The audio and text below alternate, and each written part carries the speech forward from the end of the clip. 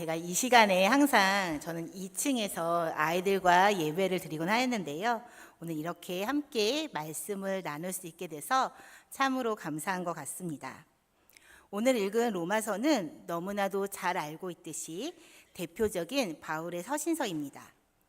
제가 그 숫자를 정확하게 파악해 보지는 못했지만 성경 66권 중에 가장 많은 주석서를 갖고 있는 책이 이 로마서이지 않을까 예상해 보게 됩니다.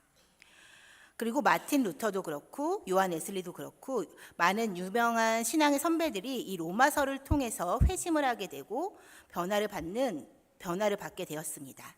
이렇듯 로마서는 복음서를 제외한다면 성경 중에 신약 성경 중에서 가장 영향력이 있는 책이라고 생각될 것입니다. 바울 서신의 대부분은 바울이 개척을 하거나 방문한 지역의 교회들에게 바울이 목회적 돌봄을 위해 편지를 쓰거나 교회들이 어떤 필요에 의해 바울에게 질문한 것들에 대해 답을 하기 위해 쓰여졌습니다. 그러나 로마서는 아직 바울이 로마에 있는 교회를 방문하기 전이고 로마의 교회들이 바울에게 어떤 요청이 있어서 쓴 편지인지 아니면 바울이 개인적 목적을 가지고 쓴 편지인지 정확히 알 수는 없습니다. 바울이 개척하지 않았고 로마 교회가 누구에 의해 어떻게 개척되었는지 많은 학자들의 의견이 분분하지만 정확하게는 알 수가 없습니다. 그러나 바울이 로마 교회에게 편지를 보낼 당시에 로마의 상황을 본다면 지금 로마 교회가 어떤 상황에 있는지를 알 수 있습니다. 로마의 클라우디우스 황제는 AD 49년에 로마의 유대인들에게 추방령을 내렸습니다. 당시의 역사가 수에토니우스의 기록에 의하면 이는 크레투스라는 사람의 선동으로 일어난 혼란 때문이라고 기록하고 있습니다. 대부분의 학자들이 이 크레투스가 크리투스, 곧 그리스도의 다른 표기라는 데 동의하고 있습니다. 이것이 사실이라면 49년에 유대인 추방령은 유대인 공동체와 유대 그리스도인들 사이에 생겨난 분란과 관련이 있을 것입니다. 이때 유대인들은 모두 로마를 떠나야 했으므로 로마 기독교 공동체에는 그 무렵에는 아직 소수였을 이방인 그리스도인들이 남아있게 되었습니다. 물론 추방이 무의미해지자 일부 유대 그리스도인들은 브리스길라와 아굴라처럼 다시 로마로 돌아왔습니다. 이미 그들이 돌아왔을 때에는 이방인 그리스도인들이 로마 교회의 주축이 되었고 그동안 로마 교회의 리더십의 역할을 했던 유대인 그리스도인들은 그 세력이 줄어들 수밖에 없었던 상황에 놓였습니다. 지금 이 상황 속에서 로마 교회에 바울은 편지를 쓰고 있는 것입니다. 특별히 로마서 9장과 11장은 유대인들의 구원에 관해 쓰여지고 있습니다. 로마서에서 유대인이 나음이 무엇이냐고 질문을 던집니다. 로마서 3장 1절과 2절 말씀을 제가 읽어보도록 하겠습니다. 그런즉 유대인의 나음이 무엇이며 할례의 유익이 무엇이냐? 범사에 많으니 우선은 그들이 하나님의 말씀을 맡았음이라. 또 로마서 9장 4절과 5절에서도 유대인의 나음에 대해서 말을 하고 있습니다. 그들은 이스라엘 사람이라 그들에게는 양자됨과 영광과 언약들과 율법을 세우신 것과 예배와 약속들이 있고 조상들도 그들의 것이요 육신으로 하면 그리스도가 그들에게 나셨으니 그는 만물 위에 계셔서 세세의 찬양을 받으실 하나님이시니라. 아멘. 유대인의 나음에 대해서 본문은 말을 하고 있습니다. 우선은 그들은 하나님의 말씀을 맡았고 양자됨이 있고 영광과 언약들이 있고 율법을 세우셨고 예배와 약속들이 있고 또 그리스도가 그들에게 나셨다라고 말하고 있습니다. 우리는 예수님을 믿기 시작하면서 이미 신구약이 다 완성되어 있는 성경을 가지고 있습니다. 그러나 사도들이 있던 시대에는 복음서가 아직 기록되기 전이었기 때문에 사도들은 토라, 율법서와 주로 선지서들을 가지고 복음을 전하긴 했습니다. 그들이 전한 복음은 이렇습니다. 이 구약의 모든 토라와 선지자가 예언한 바로 그분이 우리가 죽였던 예수와 메시아이다. 예수 그리스도이시다. 그리고 그분을 믿고 돌아와서 하나님의 백성이 되라. 이것이 사도들이 전했던 복음입니다. 유대인들은 어쨌든 하나님의 말씀을 맡았기 때문에 그들이 가졌던 그 자부심과 유대인과 그 특권 의식이 복음을 많이 가로막았습니다. 그렇기 때문에 초대교회는 초대교회는 하나된 공동체였는데 시간이 점차 흘러가면서 유대인들의 수보다 이방인 기독교인들의 수가 더 많아졌습니다. 그러다 보니 점차 히브리 뿌리들이 사라지게 되었습니다. 그리고 AD 70년에 이제 예루살렘이 완전히 멸망하게 되었고 유대인들은 흩어지게 되었습니다. 그리고 교회도 핍박과 박해의 시간들을 보내게 됩니다. 그리고 기독교는 313년 밀라노 칙령으로 공인되면서 로마 사회의 주류가 되었습니다. 그러나 유대인들은 소수로 전락하게 되었습니다. 그리고 380년에 테오도시무스 1세 황제가 의해 기독교가 로마의 국교로 선포가 됩니다. 그러면서 유대교는 이단으로 여겨지게 되었고 중세교회는 유대인들에게 예수를 죽인 자들이라는 이유로 핍박과 학살을 자행합니다. 십자군 전쟁 시 교황은 무슬림에게 맞서 전쟁을 명했으나 일부 십자군 무리는 먼 이교도보다 가까운 예수의 적들, 즉 유대인들을 먼저 제거해야 한다라고 주장을 하였습니다. 그래서 십자군 전쟁에 참여하기 전에 유럽 내 유대인 공동체를 공격합니다. 널리 알려진 사건 중에 1096년 제1차 십자군 출정 직전 독일의 라일란트 지역에서 약 4,000명 이상의 유대인들이 희생되는 사건이 일어났습니다. 그들은 강제 개종을 요구당했고 개종을 하지 않을 경우에는 학살당하거나 자신들이 개종 요구를 당할 것에 대해서 염두에서 가장이 자신의 가족들을 다 죽이고 스스로 목숨을 끊는 일들이 발생하였습니다. 십자군이 예루살렘을 정복했을 때에도 무슬림들뿐만 아니라 회당에 피신한 유대인들을 회당에 불을 질러서 학살을 자행하기도 했습니다. 그 이후로도 중세교회는 교회법과 국법에 따라서 개토를 형성해서 유대인들을 별도로 격리하였고 제4차 라테란 공의회에서는 유대인들의 차별을 법제화하였습니다. 스페인 종교재판소는 유대교에서 개종한 유대인들을 의심하여 고문과 처형을 하기도 하였습니다. 유대인들이 또한 참여할 수 있는 산업도 극히 제한했기 때문에 유대인들은 고리대금업을 하거나 금은보석을 파는 일, 그런 일들에서밖에 일부 직종에서밖에 일을 할 수 없는 상황까지 가게 되었습니다.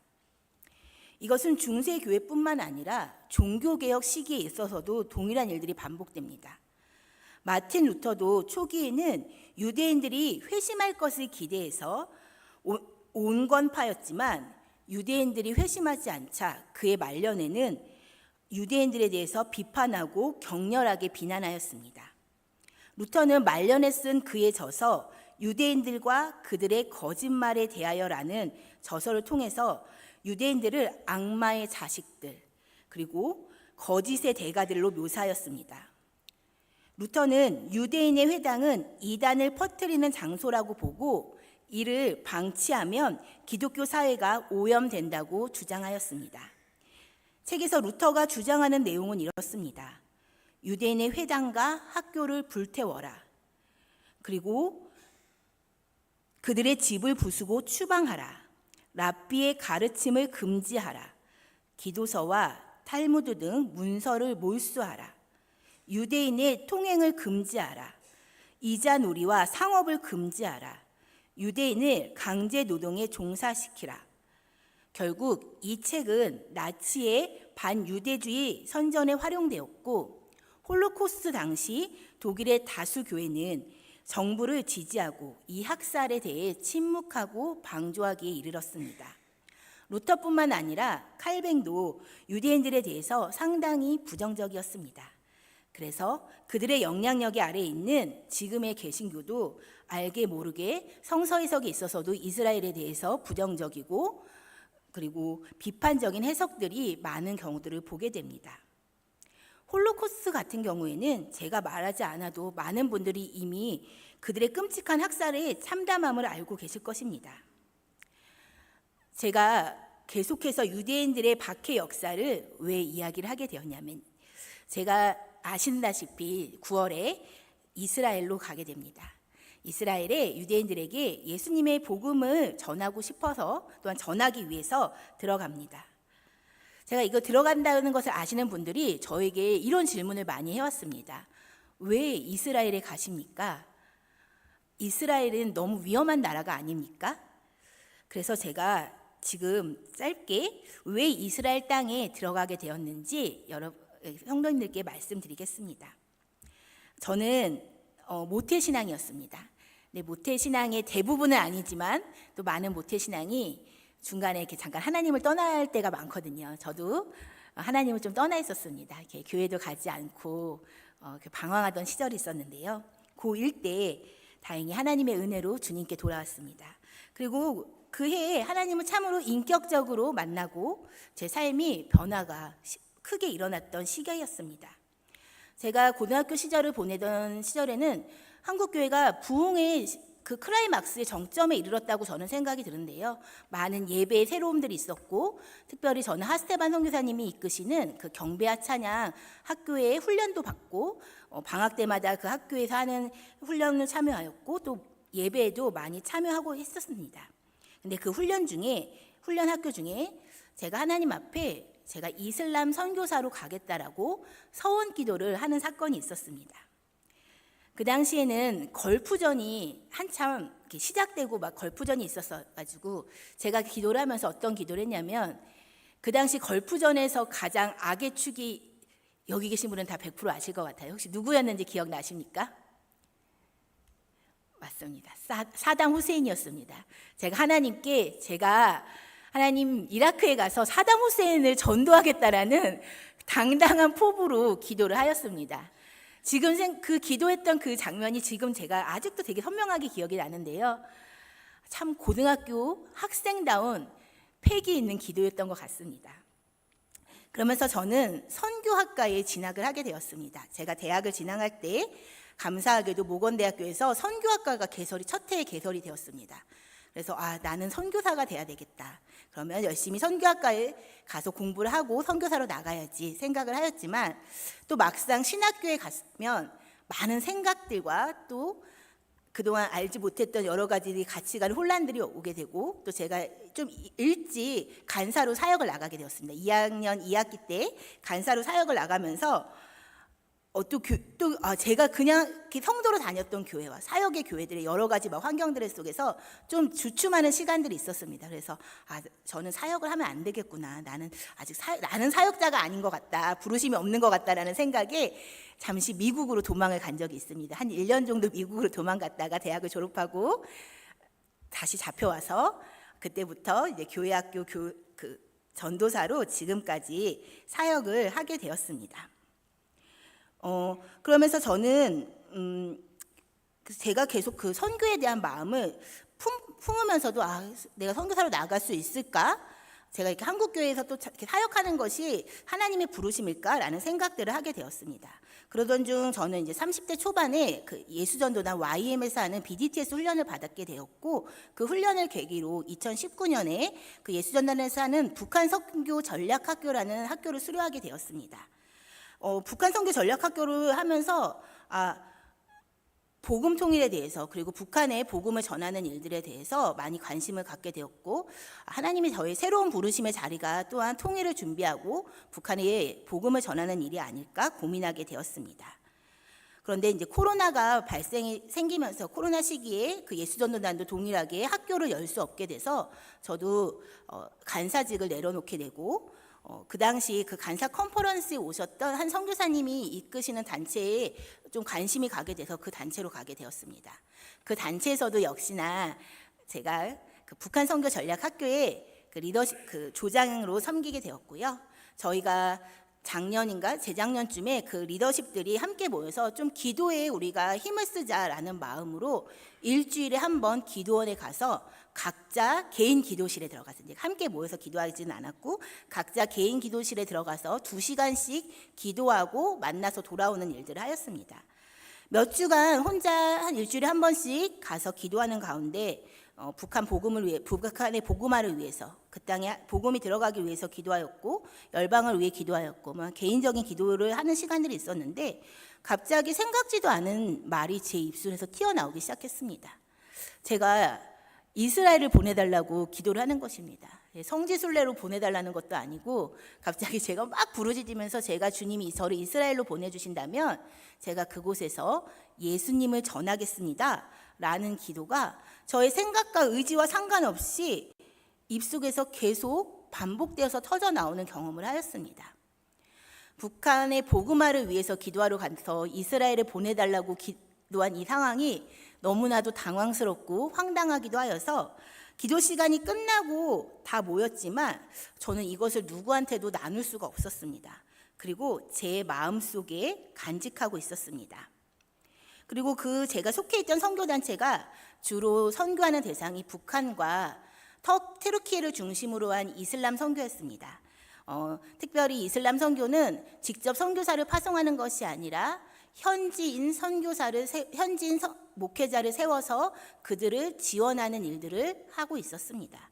하지만 이제는 현지인 사역자를 지원하는 일을 넘어서서 우리 단체도 선교사를 파송하자 해서 파송을 하기로 결정을 하고 일기 선교사를 모집하게 되었습니다. 저는 그 소식을 듣고 기도하기 시작했습니다. 기도하는 가운데 주님께서 저에게 처음 주셨던 마음은 너의 첫 마음을 회복하라는 것이었습니다. 저의 첫 마음은 당연히 제가 서원 기도했던 이슬람 선교였습니다. 그래서 주님, 제가 이제는 이슬람으로 갈 때가 되었습니까? 라고 기도하는데 제가 그 당시 혼자 기도방에서 기도하던 그 기도, 그때 경험했던 이스라엘로 보내달라는 그 기도가 계속 제 마음을 사로잡는 것이었습니다. 그때 주셨던 마음이 이스라엘은 유대인도 있지만 이슬람, 무슬림들도 많다. 그곳에 가면 함께 유대인들도 섬길 수 있고 이슬람도 섬길 수 있는 곳이라는 마음을 강하게 부어주시고 그 마음을 계속해서 저를 사로잡아 주셨습니다. 그 말씀으로. 그래서 저는 이것을 믿음으로 취하고 이스라엘 선교사로 가겠다고 지원하게 되었고 그리고 이스라엘 선교사로 나가기 위해서 준비하기 시작하였습니다. 선교사로 준비하면서 이스라엘에 대해서 조금씩 배워가는데 제가 생각한 이스라엘과 지금 현재의 이스라엘은 너무 달라서 많이 놀랐습니다. 저는 이스라엘이라고 생각하면 통곡의 벽에서 그 벽을 붙잡고 기도하는 사람들, 또한 이렇게 구렛나루를 길어서 머리를 길고 이렇게 따가지고 다니는 사람들, 검은 양복을 입고 머리에는 모자를 쓰고 다니는 그런 종교적인 이스라엘을 생각했습니다. 그런데 제가 너무나도 놀라운 사실은 현재 이스라엘은 종교인은 소수에 불과하지 않는다는 것입니다. 그리고 많은 유대인들은 무신론자라는 것입니다. 그리고 이스라엘 자체는 이미 세속국가입니다. 이스라엘은 종교국가가 아니고 세속국가입니다. 이스라엘 유대인들과 무신론은 너무나도 어울리지 않은 단어가 아닐까요? 하나님이 예비해 놓으신 가나안, 그리고 하나님의 말씀을 맡은 자들, 정말 세계의 3대 종교의 중심지인 이스라엘에서 가장 많은 사람들이 무신론자라는 것은 저에게 너무나도 충격적인 일이었습니다. 그들이 어쩌다 무신론자가 되었을까요? 그들은 홀로코스트 기간 동안 그 끔찍한 박해 속에서 하나님을 찾았습니다. 하나님을 불렀습니다. 그러나 계속되는 핍박과 600만의 사람들이 죽어가는 현장 앞에서 그들은 하나님은 없다라는 결론을 가지고 무신론자들이 되었다라는 것입니다. 이 상황들이 참으로 너무나도 안타까웠습니다. 또한 우리나라도 동성애 퍼레이드나 이런 걸로 많은 문제들이 있지만 동성애 퍼레이드가 세계에서 가장 크게 열리는 곳이 바로 이스라엘 텔아비브입니다. 이스라엘에는 많은 동성애자들이 살고 있고 동성애 결혼이 이미 합법화된 나라입니다. 어떻게 이스라엘 성지의 땅이 그렇게 되었을까요? 그들은 홀로코스트를 겪고 이스라엘이 다시 국가로 세워졌을 때 그들은 자신들이 박해받았고 핍박받았던 그 시기를 잊지 않았습니다. 그래서 그 당시 20세기 초에 동성애자들이 핍박받고 어떤 박해받았던 그 상황들에서 안타까움을 느끼고 그 자신들이 국가로 회복되었을 때 일부분에 그들이 거주할 수 있는 장소를 제공해 주었습니다. 그러다 보니 일찍이 동성애 문화가 좀 자리 잡을 수밖에 없었습니다. 저는 이 사실들을 듣고 너무 마음이 아팠습니다. 왜냐하면 이 일들의 뿌리에는 우리 이방인 그리스도인들이 교만과 유대인들에 대한 편견과 미움에서 시작됐다라는 생각이 들었기 때문입니다. 저는 이스라엘이 지금 하마스와 계속해서 전쟁 중이고 가자지군에서 전쟁이 일어나고 있고 이란도 그렇고 여러 주변 국가와 갈등 속에 있다 보니 그것이 두렵지 않냐라는 질문을 받습니다. 하지만 저는 그것이 두렵지는 않았습니다. 그런데 제가 진정으로 무서웠던 것이 있었습니다. 그것은 바로 기독교에 대한 미움과 분노가 깊게 자리 잡은 그들의 마음이었습니다. 유대인들이 왜 기독교를 싫어하는지 저는 사실은 이해하지 못했습니다. 아니, 예수님이 하나님의 아들이라는 그 말이 저렇게도 미울까? 참 영적으로 무지하다. 저는 사실은 유대인들에 대해서 그러한 생각들을 갖고 있었습니다. 하지만 그들의 역사를 알았을 때, 왜 저들이 저렇게 십자가에 대한 알레르기가 있을 정도로 십자가를 싫어하고 기독교를 싫어하는지 그 이유를 알게 되었습니다. 저는 이 일이 과연 제가 할 수 있을까? 제가 예수님을 전할 수 있을까? 너무나도 걱정스러웠습니다. 그때 하나님이 저에게 로마서 11장의 말씀을 보게 하셨습니다. 특별히 로마서 11장 23절의 말씀이 눈에 확 들어왔습니다. 23절의 말씀을 제가 읽어보도록 하겠습니다. 그들도 믿지 아니하는데 머무르지 아니하면 접붙임을 받으리니 이는 그들을 접붙이실 능력이 하나님께 있음이라. 기독교에 대한 강한 거부감들이 민족적으로 그들 안에 크게 자리 잡고 있지만 그것을 회복시키고 다시금 믿음으로 돌이키게 하고 접붙이실 능력이 하나님께는 있습니다. 하나님은 그 일을 하실 수 있으십니다.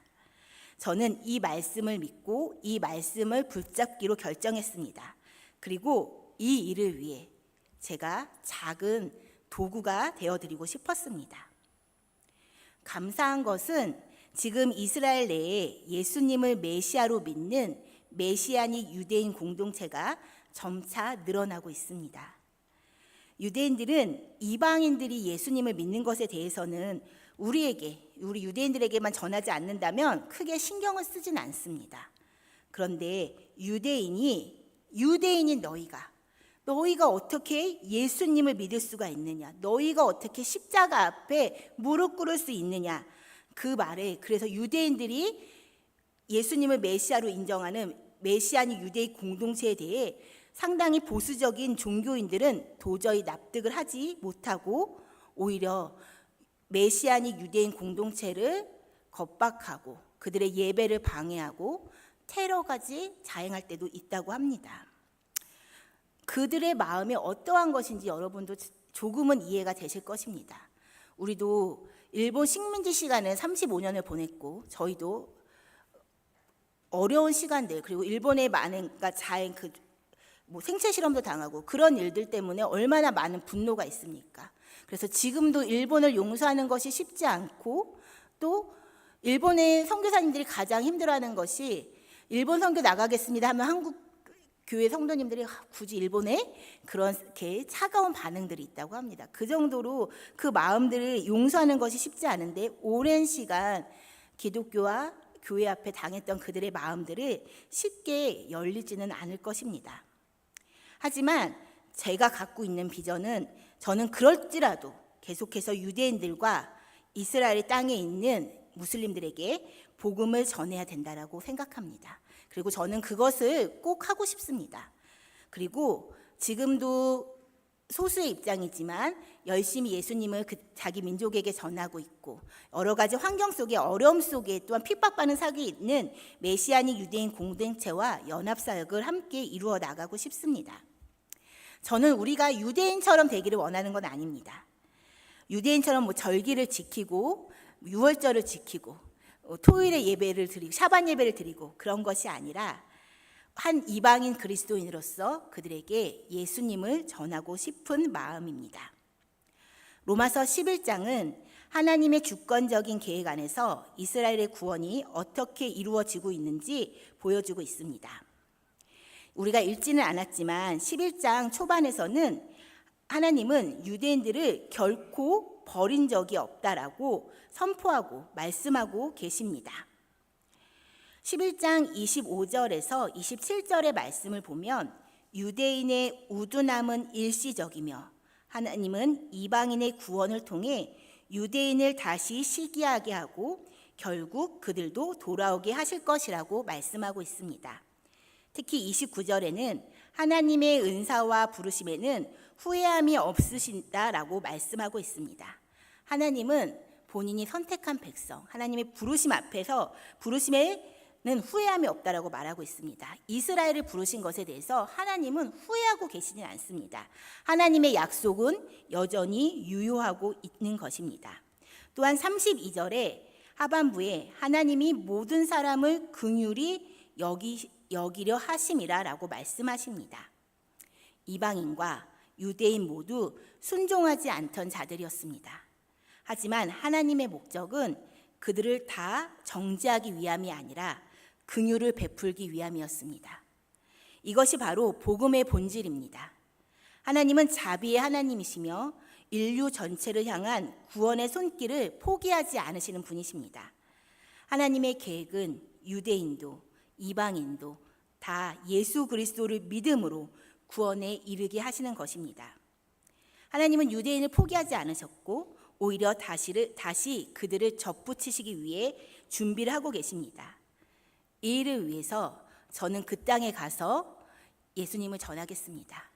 또한 우리 대신교회 성도님들은 이 땅에서 기도로 함께 그 일에 동역해 주시기를 바라겠습니다. 우리 이 시간 함께